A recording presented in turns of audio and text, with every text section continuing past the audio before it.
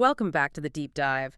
Today we are we're staging an intervention. An intervention. Is that what we're calling it? I think we have to. Yeah. I was looking at the calendar this morning and it just hit me. We are right in the middle of a very specific, very dangerous time of year. I know where you're going with this. We're in that second or third week of January, maybe even drifting into the scary waters of early February.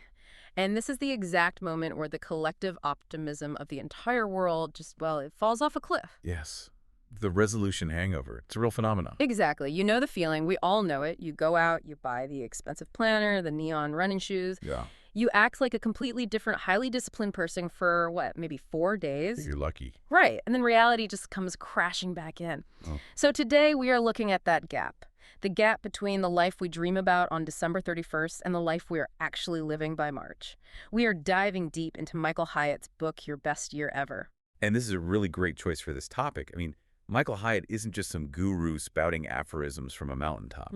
This is the former CEO of Thomas Nelson Publishers. A huge company. Huge, a $250 million corporation. So when he talks about goals, he's not talking about wishing on a star. He's talking about systems, corporate-grade, battle-tested systems that you can apply to your personal life. And looking at the research we have in front of us today, we desperately need a system because the current statistics on New Year's resolutions are, well, they're just brutal. Honestly, they're depressing. They really are. If you look at the data Hyatt brings up and all the surrounding research on goal setting, it's basically a graveyard of good intentions. A graveyard. That's a good way to put it. Think about this for a second. 6 out of every 10 Americans make resolutions. That is a massive part of the population actively saying, I want to change. I want to be better. That's a lot of hope. A huge amount of hope, but fewer than half of those people make it 6 months. And the number that actually succeed, the ones who can look back at the end of the year and say, wow, I did it. I'm almost afraid to hear it. It's less than 10%. Oh, that's horrifying. Less than 10%. I mean, if I told you there was a plane that had a 90% chance of crashing, you would never get on it. Not in a million years. But we get on the resolution plane every single year, somehow expecting a different destination. We do. And Hyatt brings up this thing that I found both fascinating and a little dark. The resolution fail. Hashtag. Oh, I've seen that. Right. Apparently, almost immediately after New Year's, people start posting hashtag resolution fail. It trends. It's like we've built this collective defense mechanism. We know we're going to fail, so we make a joke about it before it can actually hurt us. It's just collective cynicism. It's like we're all agreeing that real change is impossible, so we might as well just laugh about it together. Precisely. But here's the part that really stood out to me in the opening of this book, and I think this is where the intervention really begins. It's not just that we're lazy. Right. It's not just a willpower problem. It's not. The system is actually, in some ways, rigged against us. The economy is structured to profit from our failure. You're talking about the gym membership model, aren't you? This part of the book made me so angry when I read it. It should make you angry. It's cynical economics at its absolute finest. Hyatt points this out so clearly. Think about the business model of a typical big-box gym. They sell you a year-long contract. They lock you in. Okay. But their entire financial model is based on the mathematical certainty that you will not show up. There's a report on one specific gym chain. For a single location, they had 6,500 paying members. Okay, 6,500 people all paying their monthly dues. But the building's maximum capacity, by the fire code, was 300 people. Wait a minute. So if everyone who promised to get fit, if they all actually showed up on January 2nd? The fire marshal shuts them down. The business literally collapses. They are selling 6,500 tickets to a room that only holds 300. They are short-selling your discipline. They are betting on your failure. If you succeed, they lose money. That honestly makes me want to go to the gym just out of pure spite. Like, oh, you want me to quit? Guess what? I'm moving in. But it really sets the stage for why a book like this is so important. We're not just fighting our own laziness, we're fighting a cultural drift. Drift is the perfect word for it. Hyatt uses it all the time. You don't drift to the top of a mountain. You drift downstream. If you don't have a paddle system, you just end up wherever the current takes you. And that's usually not a place you want to be. Almost never. So Hyatt proposes a 5-step system to stop that drift. And what I found so compelling is that he says this works across 10 different domains of life. It's not just for your job or your finances. Which is such a critical distinction. We all know people who are absolutely crushing it in their career, But, their marriage is a disaster zone. Or they're in peak physical shape, they look amazing on Instagram, but they're spiritually bankrupt, or they haven't read a book in 10 years. Hyatt calls that a trade-off, not a success. His whole system is designed to be holistic. Yeah. He lists out these 10 domains: spiritual, intellectual, emotional, physical, marital, parental, social, vocational, avocational, and financial. The whole premise is that you don't have to sacrifice one to get the other. You can have a breakthrough in all of them if the system is right. That sounds amazing, but it also sounds a little like having your cake and eating it too. So before we get into the how, we have to talk about the story he uses to frame this whole idea, the Heather Camp story. Ah, When I first read about this in the notes, I thought it had to be fiction. I actually had to go find the YouTube video to confirm that this really happened. it is unbelievable, isn't it? It's the perfect metaphor for this entire deep dive. So set the scene for us. It's the 2008 Big Ten Indoor Track Championship. Right. And we're watching the 600-meter final. This isn't a marathon. It's a sprint with strategy. Yeah. Heather Camp is the favorite to win. She's a star runner for the University of Minnesota. The gun goes off. She's running a perfect race. She's in second place, just tucked in right behind the leader, waiting for that final lap to make her move. She's perfectly positioned. Perfectly. And then, just absolute It's a disaster. catastrophe. Total catastrophe. Another runner's leg clips her heel. And this isn't just a little stumble where she catches her balance. No. She plants her face directly into the red track. Her legs fly up behind her. She is flat on her stomach. Hard. And the entire pack of runners just sprints away from her. In a 600-meter race, that's an eternity. I mean, Right. that's game over. You can't recover from that. The announcer literally writes her off. I listen to the commentary, and he just says flat out, she is out of it. And that single moment, lying on the track, her face burning, watching her competitor shrink into the distance, that is the resolution fail moment for all of us. Yeah. That is the moment where every logical part of your brain says, give up. It's over. Save your energy. Don't embarrass yourself by even trying. But she doesn't stay down. She doesn't. Yeah. And this is the absolute key. She said later she didn't even make a conscious decision. She saw her hands pushing off the track. It was pure instinct. She scrambled up to her feet, and then she started sprinting. Not just running, sprinting. And she's dead last by a huge margin. A huge margin. But then you see her catch one runner, then another, and the crowd starts to realize what's happening. The sound in the arena just swells. It goes from this collective gasp to a deafening roar. I watched the video, and it genuinely gave me chills. She comes around that final bend, and she doesn't just catch up. She passes her own teammate in the final 10 meters and wins the entire race, from a faceplant to first place. It's the Heather Camp moment. And Hyatt uses this story to frame the entire book. He says, a breakthrough year doesn't mean a perfect year. Doesn't mean you never fall down. We all have those faceplant moments. You get fired, you get a bad diagnosis, you lose a bunch of money. The breakthrough isn't the absence of the fall. It's the refusal to accept that the fall is the finish line. That's it, exactly. The fall isn't the finish line. I think we all need to tattoo that on our foreheads. Oh, yeah. Okay, so we're on the ground, we face planted. How do we get up? Hyatt gives us 5 steps. Let's unpack the very first one. Step 1 is believe the possibility. Now, I know some listeners might be rolling their eyes a little bit here. Believe the possibilities sounds a lot like manifesting or that movie The Secret. Just think happy thoughts and a Ferrari will appear in your driveway. And I totally get that reaction. But Hyatt is talking about something much more clinical here. It's psychology, not magic. He argues that we have to fundamentally upgrade our beliefs before we can upgrade our lives, because our beliefs act as a filter for reality. He uses the phrase goal toxin to describe doubt. It's a great visual, isn't it? He says doubt is a toxin that poisons the whole water supply. And he explains why we have so much of it. It's cumulative. As we get older, we just accumulate setbacks. He tells this story about a guy named Nelson, but really, Nelson is all of us. We try something, we get zapped. We try again, we get zapped again. And eventually we develop this deep cynicism that we disguise as being realistic. Oh, I know that disguise very well. I'm not being negative, I'm just being realistic. That's my go-to excuse. Exactly. And to illustrate this, Hyatt contrasts 2 archetypes, Charlie and Robert.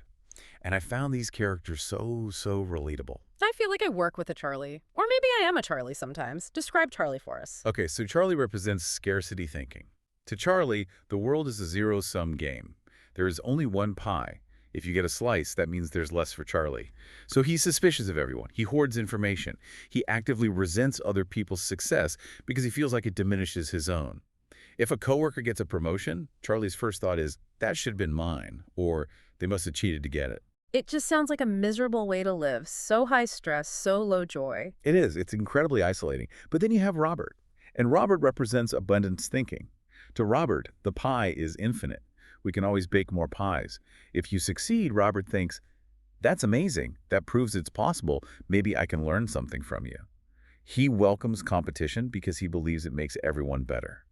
He operates from a place of gratitude and confidence. And this connects directly to the fixed versus growth mindset work by Carol Dweck, right? It's a direct parallel. Hayek calls them entity theorists versus incremental theorists. Yeah. An entity theorist, that's the scarcity thinker, Charlie, believes your traits are fixed, like they're carved in stone. You're either smart or you're dumb, talented or not. And there's nothing you can do about it. Right. But the incremental theorist, Robert, believes you can grow. And this changes everything. If you believe you're fixed, any failure defines you. I failed the test, therefore I am a failure. But if you believe you can grow, failure informs you. I failed the test, therefore I need to study differently next time. So, okay, if we want to stop being a Charlie and start being a Robert, we have to deal with what Hayek calls our limiting beliefs. And he breaks them down into 3 categories, which I found super helpful for, like self-diagnosis. Yes, the 3 buckets are a great tool. They are beliefs about the world, beliefs about others, and beliefs about ourselves. Let's start with the world. Beliefs about the world sound like this. The economy is trash, the market is totally saturated, there are no good single men left in this city, or politicians have ruined everything. It's all about externalizing the barrier. It's saying, I can't succeed because the world won't let me. And that, I guess, absolves you of all responsibility. It does. Then you have beliefs about others. This is things like, oh, he's too busy to help me, or she wouldn't be interested in my product, or my boss never listens to new ideas. You're assuming a negative reaction from other people before you've even tried to engage them. You're basically rejecting yourself on their behalf. And then there's the big one, the really tough one, beliefs about ourselves. This is where it gets personal. I'm not creative. I'm just bad with money.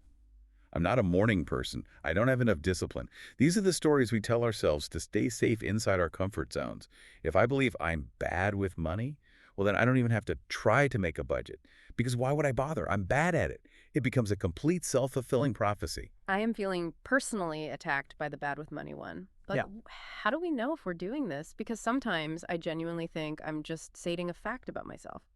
Hyatt gives us some indicators to spot these thinking traps. He does. He cites the work of Jeremy Dean here. And there are 4 key indicators that you're stuck in a limiting belief. The first one is black and white thinking. All or nothing. Exactly. Perfection or failure. If I eat one cookie, my entire diet is ruined, so I might as well eat the whole box. There's no middle ground. Been there. Second, personalizing.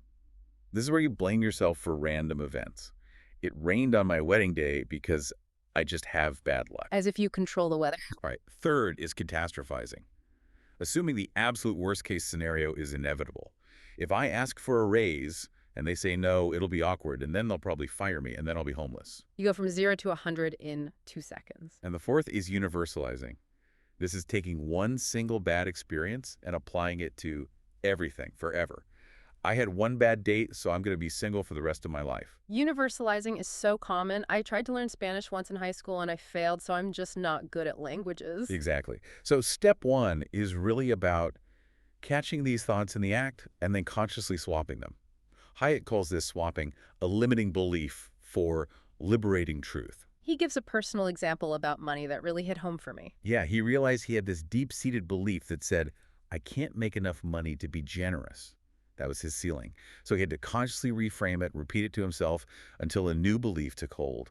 I have all the money I need to meet my obligations and to be generous. But wait, let's push back on that for a second. Isn't that just positive thinking? Like just saying it doesn't make the money magically appear in your bank account? That's a crucial question.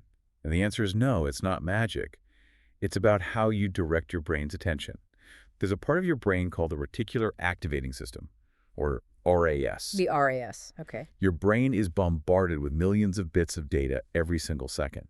It has to filter out 99.9% of it just so you can function. Your beliefs are what tell that filter what to let through.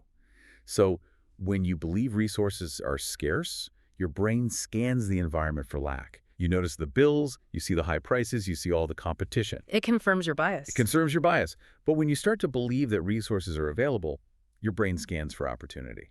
You start to see side hustles. You notice investment strategies. You think of new ways to add value.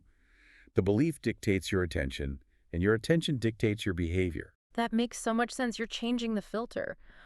And speaking of resources, we have to talk about the resource myth, because a lot of people listening right now are probably thinking, okay, that's nice, but I literally don't have the money or the time or the staff to do what I want. Hyatt tackles this head-on with the story of Erin Gruwell. You probably know her from the movie Freedom Writers. Hilary Swank played her. Yes, what a powerful movie. The real story is even more powerful. Erin Gruwell was a teacher in a very tough school in Long Beach, and her environment was the absolute definition of scarcity. There was gang violence, deep poverty, a school administration that was actively hostile to her. They wouldn't even give her books for her students. Why not? They said the kids were too stupid to read them and would just destroy them anyway. That is the ultimate scarcity environment. It is. So if resources were truly the key to success, she should have failed spectacularly. She had a $0 budget. But she didn't fail. She went out and bought paperbacks, The Diary of Anne Frank, with her own money from her second job. She turned her classroom into a community. And she took these kids who were completely written off by society, and she turned them into published authors. An incredible story. The takeaway here is so clear. Resources are never the main challenge. Resourcefulness is. And Hyatt quotes an economist, Julian Simon, who says that limitations actually unleash creativity. Yes, it's so true. When you have an unlimited budget and unlimited time, you get lazy. When your back is against the wall, you get creative. The big takeaway from step one is that resources are rarely the problem. Your belief about your resources is the problem. Okay, so we've upgraded our beliefs. We are thinking abundantly. Now we're ready to move on to step two. Complete the past. And this is a really counterintuitive step. Most people, when they want to plan for the future, they just look forward. They buy a new calendar and they start filling in the boxes. Right. Clean slate? But Hyatt says you can't. You cannot design a compelling future if you are dragging the broken furniture of your past behind you. Broken furniture. That's such a great image. I'm picturing trying to run a marathon while dragging a beat-up old sofa on a rope. That's exactly it. You need closure. If you had a major failure last year or a big disappointment and you don't actually process it, you just carry the fear of that failure into the new year. So he borrows a method from the U.S. Army. It's called the After Action Review, or AAR. I love military efficiency. Break down the AAR for us. What does it look like? It's 4 simple stages, but it requires brutal, unflinching honesty. You cannot lie to yourself here. Stage 1 is state what you wanted to happen. What was the original plan? Let's say I wanted to save $10,000. Okay, the intention. Stage 2, acknowledge what actually happened. The reality, I saved $500 and I put $2,000 on my credit card. Ouch. That's the part where you wins. That is the wincing stage. But you have to face that gap without blinking. No excuses, not yet, just the facts. Then, stage 3, learn from the experience. Why was there a gap? Did you lose your job? Did you have a medical emergency? Or did you just buy way too much takeout? The diagnosis. And finally, stage 4, adjust your behavior. If you don't change what you do going forward, then you haven't actually learned anything. You've just felt bad for a minute. It sounds simple, but I think stage 3, learning from the experience, is where most people get stuck. Hyatt suggests we should try to distill the lesson into a pithy, memorable statement. Right, something that really sticks with you. Like his example, I can do anything I want, but I can't do everything I want. That's a powerful lesson. If you don't articulate the lesson clearly, you're pretty much doomed to repeat the mistake. Now, doing a review like this inevitably brings up feelings of regret, and I feel like modern culture is always telling us no regrets. You know that meme with the misspelled tattoo? No regrets. It's a terrible philosophy. It sounds empowering on the surface, but it's actually blinding. Hyatt and the researchers he cites, Rose and Somerville, they argue that regret is actually a vital human emotion. It's a road sign, not a roadblock. A road sign? Tell me more about that. I like that framing. They discovered something they call the opportunity principle. And it turns out we feel the strongest regret in the very areas where the opportunity for improvement is the highest. Wait, unpack that for me. That sounds really important. Okay, so think about it. We don't usually regret things that we literally cannot change. You don't regret that you weren't born into royalty. You don't regret that you're not 7 feet tall. You just accept those things as facts. Right. You regret not finishing your degree. You regret not asking that person out. You regret not saving money when you were younger. Why? Because you could have done it, and more importantly, you still can do something about it. So the feeling of regret is actually your brain screaming, hey, there is still potential here. Pay attention to this. That's exactly it. And the neurobiology backs this up completely. Regret lives in a part of the brain called the medial orbitofrontal cortex. And patients who have damage to this specific part of the brain cannot feel regret. And as a result, they can't correct their own behavior. They keep making the same mistakes over and over. Wow. They'll gamble away their life savings, lose it all, feel nothing, and then do it again the next day. Yeah. So feeling regret is actually a sign of a healthy brain that is capable of and wants to improve. That is an incredibly liberating thought. So if I'm looking back at last year and cringing about something, that's actually my brain trying to help me win this year. Yes, your biggest regret from last year is an arrow pointing directly at your biggest goal for this year. Don't ignore it. Follow that arrow. And once we've processed that regret, Hyatt says we need to layer in gratitude. Gratitude is the inoculation against fear and scarcity. It's what shifts you back into that abundance mindset we talked about. He recommends a very simple discipline of starting and ending your day with gratitude. It keeps you from spiraling into what's missing, and it grounds you in what's available. Okay, so we've cleaned up the past, we've learned our lessons. Now we get to step 3. Design your future. This is the part everyone thinks about, the actual goal setting. But Hyatt doesn't use the standard SMART goals, does he? No, and this is where he really shakes things up. We've all heard of SMART goals a million times: specific, measurable, actionable, realistic, time-bound. It's the gold standard in corporate America. But Hyatt thinks it's deeply flawed. Specifically, he has a big problem with the letter R, realistic. Yeah, realistic has always sounded a lot like boring to me. It sounds like you're aiming for the middle. It sounds like settling, doesn't it? So Hyatt upgrades the entire acronym to SMARTER, S-M-A-R-T-E-R. The first few were similar to what we know. Okay, let's run through them. S is specific. He says narrow focus increases force. He uses the analogy of a water hose. If you put your thumb over the end and you constrict the opening, the water comes out with more force and goes further. So don't say, I want to get healthy. Say, I want to run a 10K race by May. Okay, that makes sense. More focus, more power. M is measurable. You need objective criteria. Exercise more is not a goal. It's a wish. Run 3 miles 3 times a week is measurable. You either did it or you didn't. No gray area? A is actionable. He says to use strong verbs: run, finish, eliminate. Don't use stated being verbs like be or have. Be a better reader is weak and vague. Read 30 minutes every day is actionable. Okay, now we get to the R. This is where he diverges. R is not for realistic. R is for risky. This is the absolute game changer. If a goal isn't risky, it doesn't require you to grow. If you set a goal that you already know exactly how to hit, like I want to make the same amount of money this year that I made last year, you're not achieving a goal. You're just managing a to-do list. But isn't setting risky goals, well, risky, isn't that dangerous? It can be if you don't calibrate it correctly. And that's why Hyatt introduces the concept of the 3 zones to explain this. Zone 1 is the comfort zone. Nothing great ever happens here. It's boredom, it's routine, it's safe. And a realistic goal lives in the comfort zone. Exactly. Zone 2 is the discomfort zone. This is where growth happens. It should feel a little uncertain. It should feel a bit scary. Your palms might sweat a little when you think about it. This is where your goals must live. And then there's Zone 3, the delusional zone. This is the danger zone. And he uses General Motors as a cautionary tale for the delusional zone. He does. Years ago, GM leadership set this goal of capturing 29% of the market share. It wasn't based on reality or a new strategy or some product innovation. It was just a big number they picked because it sounded impressive. It was delusional. And it led to reckless decisions, terrible strategy, and it ultimately hurt the company badly. A risky goal stretches you. A delusional goal breaks you. Can you give another example? Sure. If you've never run a mile in your life, setting a goal to run a marathon next week is delusional. But setting a goal to run a 5K in 3 months is risky. It's in the discomfort zone. Okay, that clarifies it. Continuing with the acronym, T is for time keyed.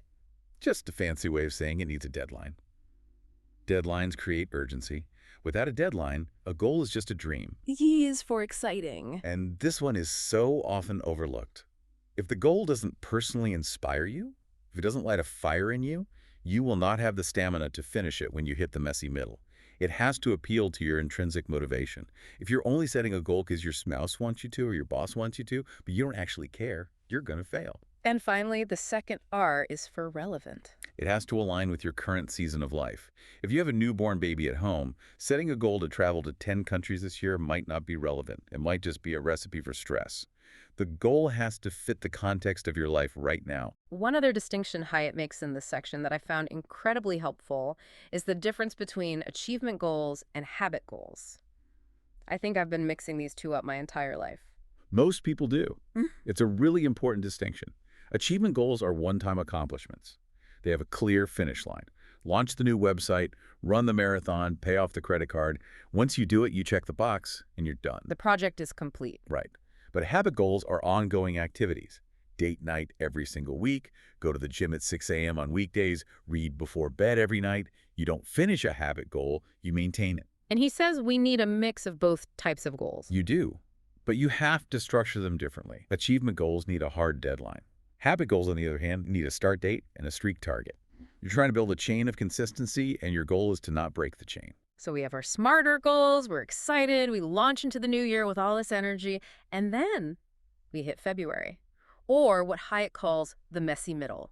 And this brings us to step 4, find your why. The messy middle is absolutely inevitable. You have to plan for it. Think of it like a U-shaped curve. At the very start, you have super high enthusiasm, but very low competence. You don't really know what you're doing, but you're excited to learn. The honeymoon phase. Exactly. Then you drop into the trough of that U. The enthusiasm fades. You realize this is much harder than you thought. You're sore, you're tired, you're not seeing results fast enough. And the finish line is nowhere in sight. You feel like you're in the middle of the ocean and you can't see either shore. This is the point where most people quit. And Hyatt says the only thing that can pull you through this trough is a deeply compelling why. Your why is your anchor in the storm. But here's the key distinction he makes. It can't just be an intellectual why. It has to be an emotional why. Okay, what's the difference between the two? An intellectual why is something like, I want to lose weight to lower my cholesterol by 20 points. That's true, and it's medically sound, but it's not going to get you out of bed at 5 a.m. when it's cold and dark and your bed is warm. It's not very motivating. It's not. An emotional why is, I want to have the stamina to play tag with my grandkids without getting winded and having to sit on a bench and watch. That connects to your identity, your relationships, your heart. You have to stack these motivations. You need to connect the daily grind of the goal to your deepest values. He also talks about mastering motivation through a kind of gamification, and specifically about looking at the gain and not the gap. This is a concept from a strategic coach named Dan Sullivan, and it's brilliant. High achievers have a really destructive habit of always looking at the gap. The gap is the distance between where you are right now and your ideal. The distance to the finish line. Exactly. So let's say your goal is to save $10,000, and you've managed to save $2,000. The gap thinker looks at the missing $8,000 and says, ugh, I'm failing, I'm so far away. This creates anxiety and feelings of inadequacy. But the gain thinker just flips their perspective. Completely. The gain thinker looks backward. They measure the gain, how far you've come from where you started. They say, wow, I started at 0. Now I have $2,000 in the bank. I'm making progress. Measuring the gain gives you momentum and confidence. Measuring the gap just gives you paralysis. That is such a huge mental shift. It's all about perspective. He also talks about lead versus lag measures. This is another concept from the book, The 4 Disciplines of Execution, that Hyatt integrates. And it's crucial for surviving the messy middle. It is. A lag measure is the result. It's the number on the scale. It's the dollar amount in your bank account. By the time you see it, the actions that created it are in the past. You can't influence it anymore. It's history. It lags behind the effort. Okay, so it's backward looking. Right. And a lag measure is predictive. It's the behavior that leads to the result. So if you focus only on the lag measure, the number on the scale, you get discouraged if it doesn't move for a few days. You feel like you have no control. But if you focus on the lead measure like calories eaten today or steps taken, you can win that game every single day. So lead measures are the inputs we control, and lag measures are the outputs. We should focus on the inputs. Exactly. If you consistently nail the lead measures, the lag measures will eventually take care of themselves. Your momentum comes from winning the day with your lead measures. He also mentions the circle of support in this section. Basically, a reminder not to do this all alone. Social contagion is very real. If your closest friends are scarcity thinkers, you will be one too. If your friends are cynics, you will become a cynic. We are permeable. So you need a community that provides learning, encouragement, accountability, and even some healthy competition. You truly do become the average of the people you hang around with the most. If you want to have a breakthrough year, you might need to audit your circle. Okay, we are almost there. We're on the home stretch. Step 5, make it happen. This is all about execution. And Hyatt addresses that feeling of paralysis we get when we look at a big, risky, discomfort zone goal. He calls it the art of the start. When a goal is big, it's naturally scary. We think we need to see the entire path from start to finish. We think we need to know how the whole story ends before we're willing to write the first word. But that's impossible. It's totally impossible. Mm. So Hyatt says, no, you only need to see the very next step. It reminds me of driving at night in a thick fog. Your headlights only show you maybe 20 feet of road right in front of you, but you can drive all the way from New York to California just by seeing 20 feet at a time. That is a perfect analogy. You just have to keep the car on the road for the next 20 feet. And to do that, he suggests we create what he calls activation triggers. This is basically using if-then planning to automate our decisions. Give us an example of an if-then trigger. Okay, a simple one would be, if it is 5:45 p.m., then I will close my laptop and leave the office. Or, if I walk into the kitchen in the morning, then I will immediately drink a full glass of water. So you're preloading the decision. You are. You're not relying on your willpower in that moment. You're essentially programming yourself like a computer script. Yeah. This is so important because willpower is like a battery, right? It drains throughout the day. Oh, for sure. By 5:45 p.m., my willpower battery is completely dead. Exactly. At that point, if you have to decide to leave work, you probably stay and mindlessly answer a few more emails because it's easier than the effort of packing up. But if you have an automatic trigger, you just execute the command. You remove the friction of making a choice. And to keep all of this on track, he prescribes a review cycle. Because, I mean, how many times have we all written down our resolutions and then found that piece of paper in a drawer in November? The drawer of death. It's where all good intentions go to die. No, your goals need to be living documents. You have to interact with them constantly. Hyatt suggests a specific rhythm. Daily. You just scan the list, read them over your morning coffee, just keep them top of mind. Simple enough. Weekly. You check your progress. This is where you identify your weekly big 3. What are the 3 most important things I need to do this week to move the needle on my goals? And then, quarterly. This is your major refresh. You rejoice in what you've accomplished, you recommit to the plan, or, and this part is really important, you can revise, remove, or replace a goal. I love that he gives you permission to remove a goal. It feels like you're allowed to say, you know what, this doesn't actually matter to me anymore. That's vital. Life changes. Context changes. Maybe you set a goal in January to get a promotion, but by April you've realized you actually hate that career path. Don't keep chasing it just because you wrote it down. If a goal becomes irrelevant, kill it. Don't be a slave to a plan that no longer serves who you are today. And finally, to kickstart all of this, he talks about the LAP principle.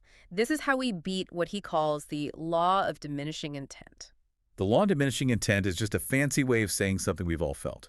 The longer you wait to take action on an idea, the less likely you are to ever take it. Oh, absolutely. You have a great idea in the shower. You're so pumped. By the time you're at breakfast, it's already fading. By lunch, it's completely gone. The emotion just evaporates. LEP is the antidote to that evaporation. It's an acronym. L, lean into the change. Have a sense of expectancy, of optimism. E, engage with the concept. Get clarity. Write it down. Make it concrete. A, activate. Do something. Anything, no matter how small. And P, pounce. Do it now. He tells a great story about a guy in his mastermind group who used this principle perfectly. Yes, this guy realized during one of the sessions that he needed to quit a professional organization that was just draining his time and energy. Now, most of us would say, okay, great insight. I'll send the email on Monday. Right, procrastinate. But this guy realized the law of diminishing intent was already kicking in. So he stood up during the break, walked out of the room, made the phone call, and quit right then and there. He pounced.